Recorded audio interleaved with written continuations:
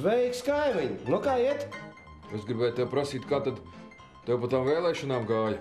Nu, kā gāja? Nu, ievēlēja. Man jau redz, tauta uzticās, ha? Kā nu, bet tu taču teici tos kredītus, lai citi atdod?